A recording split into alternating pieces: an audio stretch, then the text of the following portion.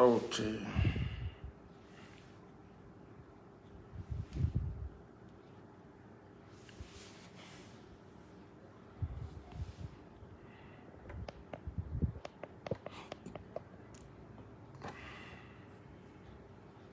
Salam alaikum. Salam alaikum, salam alaikum, salam alaikum. Ambalma malion. Ambaufo kauparkada. Abalma keni au dengadou et amarasi la jury chercheur. Donc, quand il y a fait yana do vidéo là, ay partager fanga bouya, ay ker chama envoyer aka partager aka afanga bouya. Aka bla groupe WhatsApp ou la groupe Facebook ou là. Et ka bla yɛrɛ ka groupe WhatsApp minnu créer len bɛ a bɛ se ka a bla olu bɛɛ kan. Donc un partage cɛ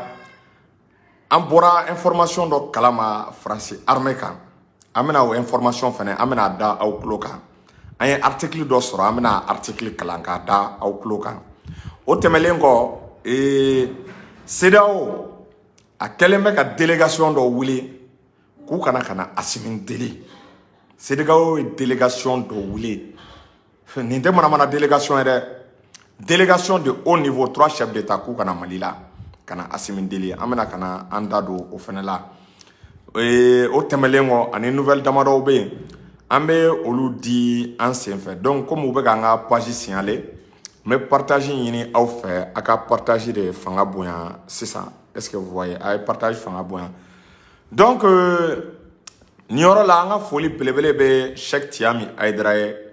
kabako fura tigi ala ye sɛrifukɛ sɔrɔ kabako fura la fura min n'a ka ɲi bana baden ma tension diabète furudimi rɛndimi kɔdimi sɛrifukɛ ka numéro ye 78 78 03 03 kanko man tɛ nɔrɔ dɔnkili la gansan a ye fura in a y'a kɔrɔbɔ a ka galon bɔnda o tɛmɛlen kɔ an ka foli belebele bɛ se jɔn ma a bɛ se an ka belebele ma n'a bɛ se ko Cheikh Lasana Kanɛ a ye baara min kɛ IBK ka tagali la ka se bi ma an y'o de fɔ dɔnnibaga ka kuma man ca maliden bɛɛ bɔra a kalama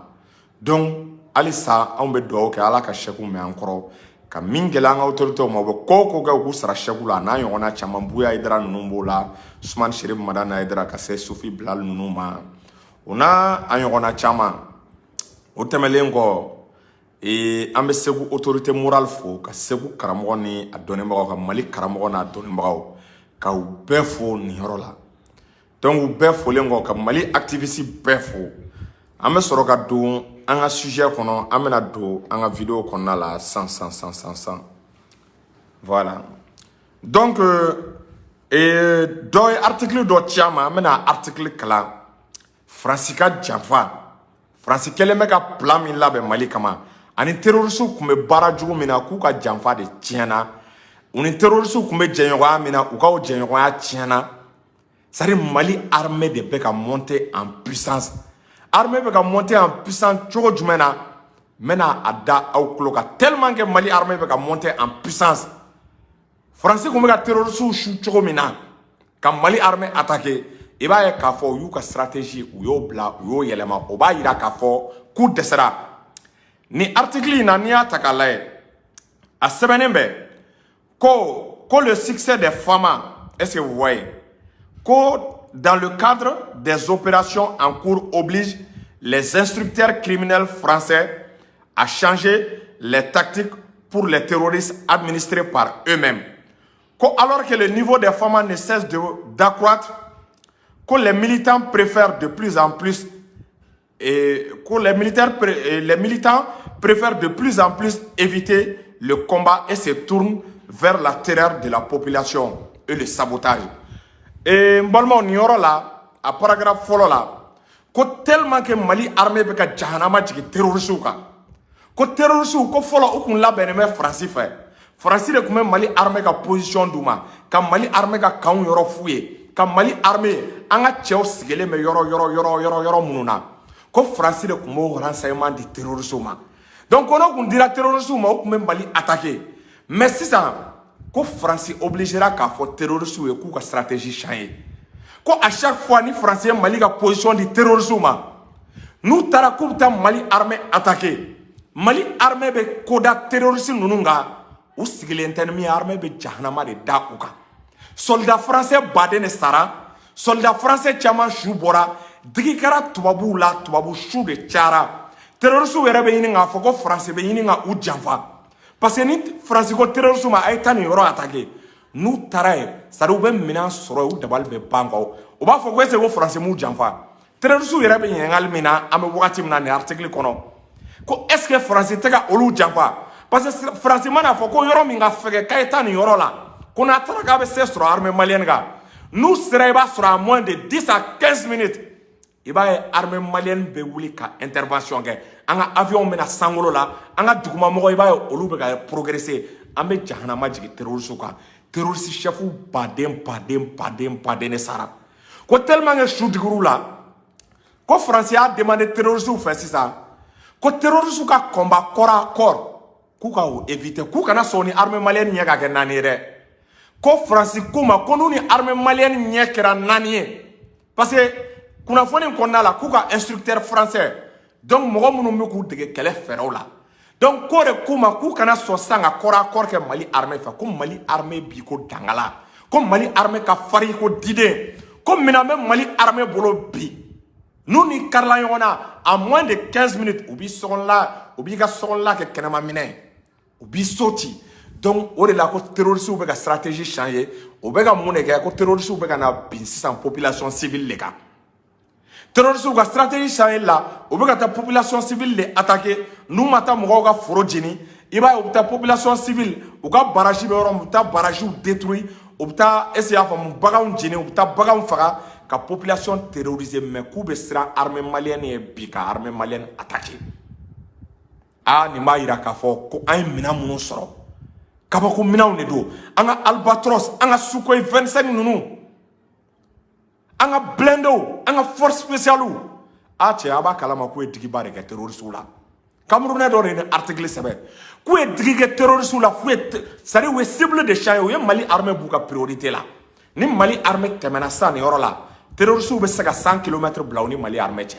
u bɛ ka armée éviter u tɛ sɔn u ni armée ka kɛ yɔrɔ kelen na u tɛ sɔn u ni armée ka kari ɲɔgɔn na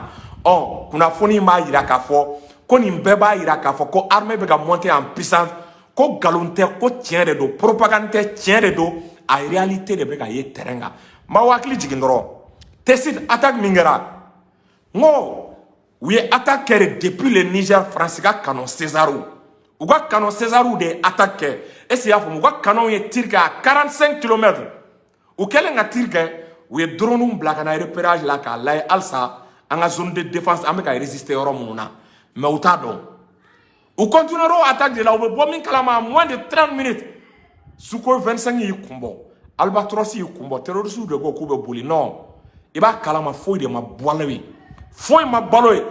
albatros ni Sukhoi 25 a ye terroristes ninnu bɛɛ de daji sur place mɔgɔ si ma se ka échapper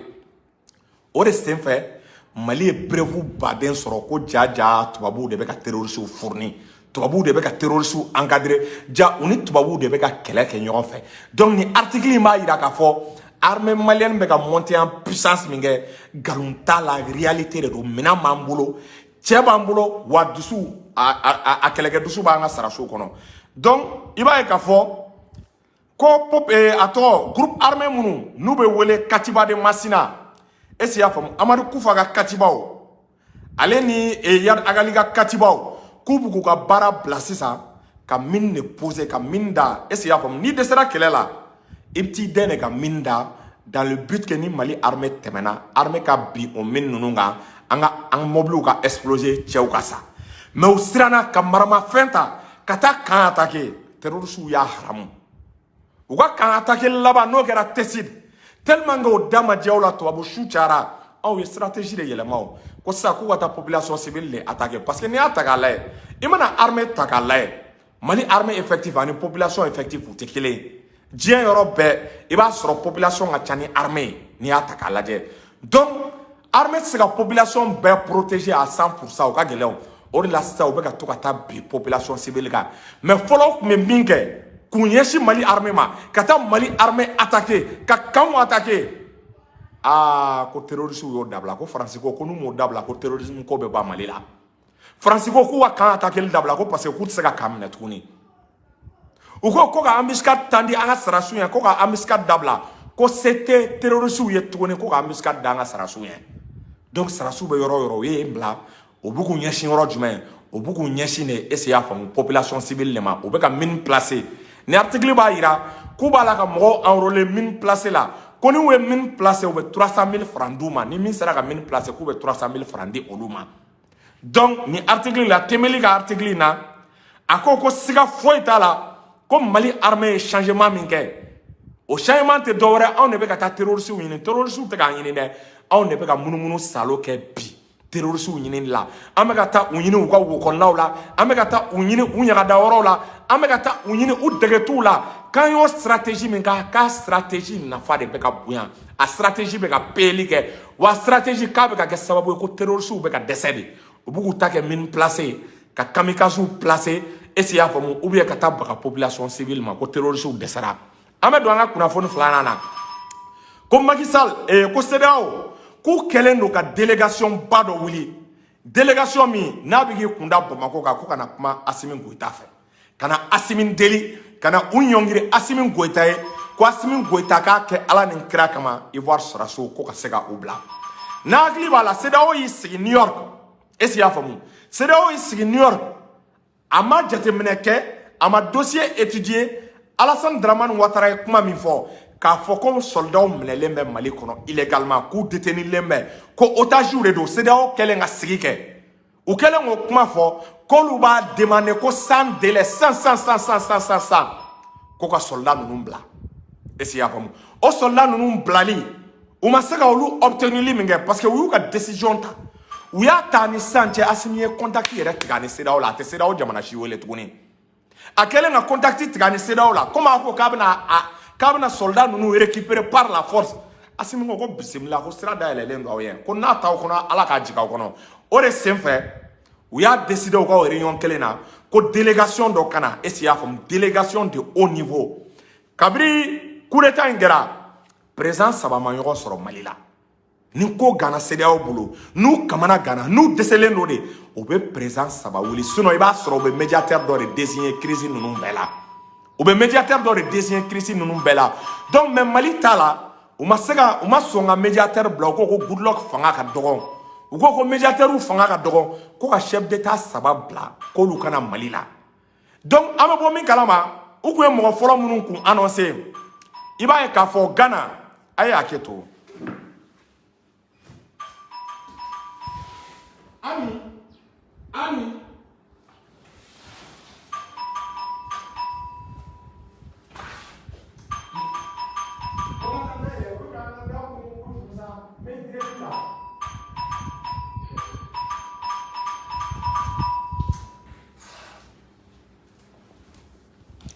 Abe me aketo ɲini aw fɛ est-ce que y'a faamu donc au chef d'état ninnu i b'a ye k'a fɔ u kan ka na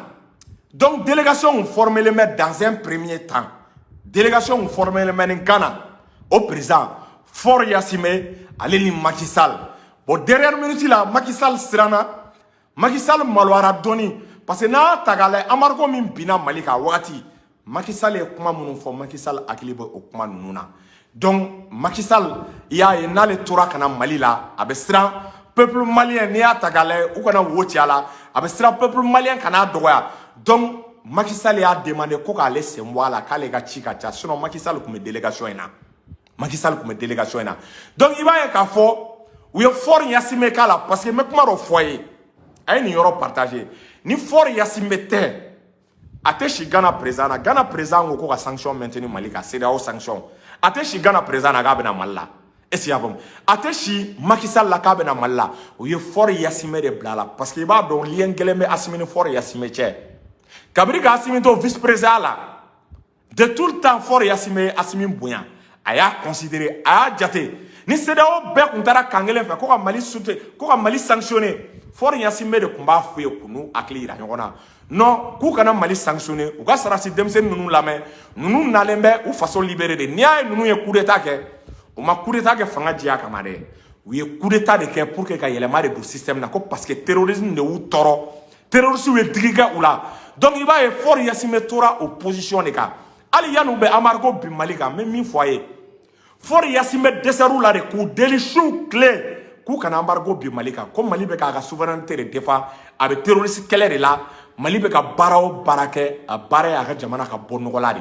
bon for bɛ k'o baara min kɛ ni hadamaden y'i bonya diyagoya i bɛ for bonya diyagoya Assimi kan ka for bonya parce que Togo i y'a faamu u y'a dɔn an ye u ye wale ɲuman dɔn an ye Mali y'o de fɔ ale ye jamana min ye Mali ye wale ɲuman dɔn jamana de n'i ye ko kɛ Mali ye Mali bɛ se sarali de la n'i ye bonya kɛ Mali ye Mali bɛ bonya sara bonya la mais n'i nana k'i bɛ Mali bagabaga a Malien tɛ sɔn n'a ye ni Malien dun murutira diɲɛ ko o ko ma a bɛ fɛrɛ ka sa de bilahi a tɛ sɔn donc délégation natɔ Macky Sall siranna o y'i sen bɔ a la est-ce que i y'a faamu Nana Akufo-Addo ale ko k'ale tɛ se ka na ko ni for Yassine bɛ t'a la bon u ye Gambie président Umar Embalo parce que n'i y'o ka origine ta k'a lajɛ Malien origine yɛrɛ bɛ o la donc u y'a kɛ Ghana président for Yassine bɛ ale ni a tɔgɔ bɔtɔ filɛ kɔnɔ Barrow est-ce que vous voyez Adama Barrow donc u y'a ko ye Gambie président k'olu kana ka kuma Assimi fɛ mais n bɛ kuma dɔ fɔ a ye Assimi ye ko dɔ kɛ délégation in na i bɛ mɛn i tɛ nin ɲɔgɔn ye a ye ko jumɛn kɛ délégation in na délégation in ko k'u bɛna don fɔlɔ min na mardi kunu an ka premier ministre kunbɛ don Assimi ko temps t'ale bolo k'ale tɛ se ka CEDEAO chef d'état o reçoit i b'a kalama m'u ka téléphone yɛrɛ ta a y'a ka ministre des affaires étrangères de bila k'o ka nɔti sɛbɛn k'a ci u ma ko temps t'ale bolo mardi ko temps t'a bolo mercredi k'a u k'u ɲɛna ta ko jeudi ni vendredi ko n'o y'u diya u k'u ɲɛna ta u k'a fɔ ale Assimi ye CEDEAO obligé a k'a ka rythme suit a b'a dɔn ko nin ye diplomatie technique de ya nin ye stratégie dɔ de ye diplomatie la an ye minnu kɛ u k'u bɛna don min na an ko k'an tɛ se ka o reçoit an ko k'an ɲɛna ta don fila la o kɔrɔ de ye ko sisan ko CEDEAO ka rythme ani Mali CEDEAO ni Mali cɛla la Mali de bɛ ka rythme imposer Mali de bɛ ka dɔnsen yira Mali de bɛ ka fɔ an bɛ taa nin sira fɛ an bɛ taa nin sira fɛ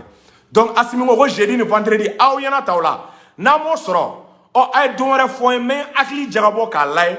don wɛrɛ n'i ye temps sɔrɔ n bɛ o fɔ aw ye mais aw bɛ n wele de à l'avance n bɛ hakili jagabɔ ka n ka emploi du temps lajɛ fɔlɔ ni Mali président mun don CEDEAO chef d'état saba k'a fɔ k'a bɛna Mali la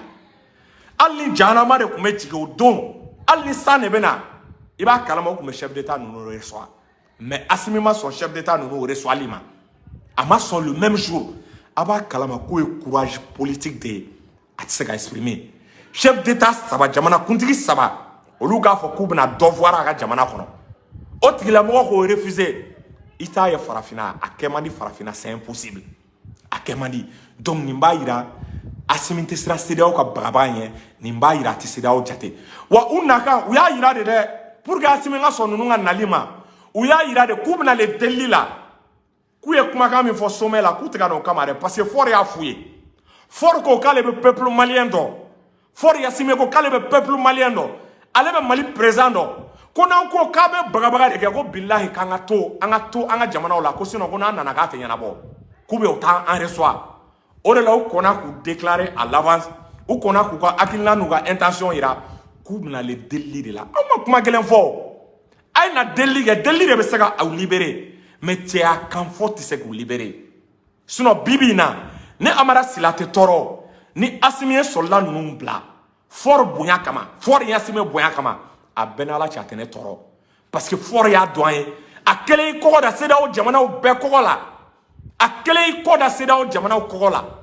est-ce que i y'a faamu ko Mali tɛ sanctionné n ko sommet laban in na mɔgɔw tɛ min dɔn n ko Togo ye menace kɛ ko si jamais ko CEDEAO ye Mali sanction u ye sanction maintenilen to Mali kan k'ale bɛ bɔ CEDEAO la ko ka fara Mali kan et n ko de y'u lasiran o de y'u lasiran i b'a ye k'a fɔ u ye sanction wuli ka bɔ Mali kan ala kama tɛ o wa Togo kɛra sababu ye CEDEAO jamana baden de murutira est-ce que i y'a faamu Faransi bɛ ka parti min manipuler CEDEAO jamana baden de murutira o parti ma o bɛɛ sababu bɔra Faure de la donc ni Faure bɛ délégation ɲɛma malidenw Assimi tɛ se ka o délégation refuser dɛ fo an ka o faamu an ka o tiɲɛ fɔ est-ce que i y'a faamu ni Faure Yassine Togo président n'a bɛ CEDEAO délégation ɲɛma Assimi tɛ se ka ban ka délégation reçoit peuple malien yɛrɛ tɛ se ka ban ka CEDEAO ka délégation reçoit an k'o o tiɲɛ fɔ o ye tiɲɛ de ye quoi est-ce que vous voyez o ye tiɲɛ de ye Togo ye bonya min kan ye diplomatie la i tɛ se ka jamana mara k'i ni diɲɛ bɛɛ ka kɛlɛ o tɛ se ka kɛ diyagoya ni jamana dɔw y'i bonya i b'u bonya n'u y'i gasi sigi i b'u gasi sigi Togo y'an bonya u y'an gasi sigi donc u mana na sira dɔw la an bɛ se ka nɔ fɔ tɔw ma cogo min na an tɛ se ka nɔ sugu dɔ fɔ Togo délégation ma donc Togo là Togo président de kɛra sababu ye CEDEAO bɛna se ka na Mali la sinon hali ni Ala kun y'u sara k'u lɔgɔma a yɛrɛ kɔni y'a y'an ka premier ministre ye ci min d'u ma Nations Unies na a y'a yira k'a fɔ CEDEAO ye jamana ye CEDEAO ye tɔn ye tɔn min ni danaya tɛ se ka d'a kan CEDEAO bɛ ka baara min kɛ a bɛ k'a yɛrɛ ka sariya sɔsɔ a bɛ k'a yɛrɛ ka sariya violer wa CEDEAO Mali ko k'a tɛ CEDEAO jaabi ko k'i sigi réseau kan ka manamanakan fɔ dossier la i tɛ dossier min report i tɛ dossier min contenu dɔn Mali ko k'ale tɛ o jaabi bi ale tɛ o jaabi sini k'ale tɛ sɛgɛ ci ka kɛ CEDEAO la Mali kun tɛna CEDEAO jaabi o n'a hakili b'a la u y'u ka sommet kɛ Assimi ko k'a ka sommet kɛ k'a foyi tɛ ne ɲɛsira la n da t'a la a kana sara n na mais Fatou la quoi i b'a dɔn mɔgɔ bɛ maloya mɔgɔ min ma c'est à dire mɔgɔ min b'i bonya i bɛ malo o tigi ma u ye fort de bila Togo président u y'o de bila délégation na ni Togo président tɛ a tɛ si Nana Akufo-Addo la a ye min k'an na an ma ɲinɛ dɛ sanction kɔnɔna la Nana Akufo-Addo ye min k'an na siɲɛ fɔlɔ la n'a hakili b'a la négociation tun bɛ ɲini k'a buti Nana Akufo-Addo ni Bazoum de ko non ko ka sanction maintenir ko k'a bila kalo wɛrɛ la ko Mali bɛ bin o temps kɔnɔna la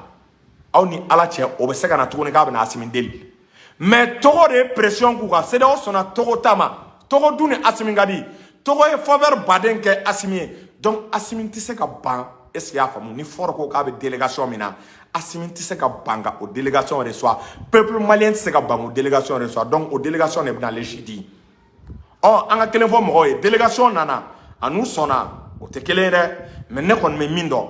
Assimi mana ko o ko kɛ fort kama a ye soldat ninnu bila fort kama ne tɛ jigin Assimi na Assimi mana fɛn o fɛn kɛ fort Yassinbe kama wallahi a b'a mérité parce que a ye Mali dɛmɛ a kɛra an fɛ a y'an ka degun dɔn a tora an kɔ a tora ka Assimi ka idéologie kɔ a tora Mali kuntilenna kɔ fo sisan fort Yassinbe ma a dalakan changer Mali ka situation na ko Mali ka kan ka dɛmɛ Mali ye victime de bin bɛ ka kɛ Mali kan a y'a to Mali k'a ka est-ce que y'a faamu souveraineté retrouvée a y'a to Mali k'a ka armée labɛn a y'a to partenaire fɛn fɛn ka di Mali ye Mali n'olu bɛɛ ka baara kɛ a kɛra Russie a kɛra diɲɛ mɔgɔ o mɔgɔ ni fort y'o fɔ mɔgɔ min y'o fɔ CEDEAO ye et n'o bɛ CEDEAO délégation ɲɛma an tɛ se ka ban o reçoit dɛ an tɛ se ka ban donc an ka o yɔrɔ faamu an k'o faamu bi wa Assimi a mana fɛn o fɛn kɛ fort bonya kama n'a ye fɛn o fɛn kɛ fort bonya kama Maliyɛnw an ka jɛ k'o accepter dɛ